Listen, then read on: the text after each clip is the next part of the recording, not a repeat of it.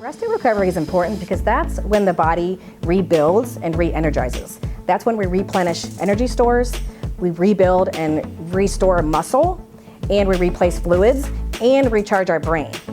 Athletes think they need to train harder, but actually the opposite is true. More is not better. It's actually the combination of training and recovery that produce the best results.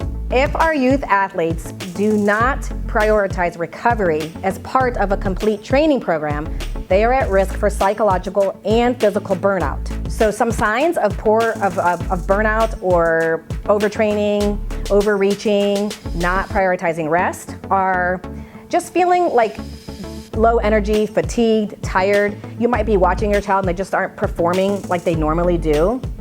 They will definitely there'll be less speed, less power, less strength, and their overall performance will be decreased. Your athlete might have chronic muscle or joint pain or just feel sore and achy all of the time. Your athlete might just not feel 100%, or they might start catching every little illness. They seem like they're sick all the time. Every cold or virus that comes their way, they catch it. They might be not sleeping as well. They might have lack of motivation with their sport and just with everyday life. And they may have some mood changes.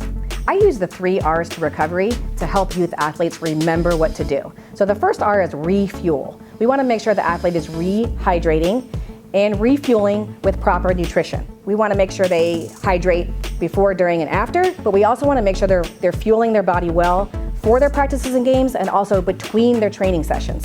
I always say junk in, junk out. The second one is rest. We want to make sure your athlete gets adequate, restful sleep.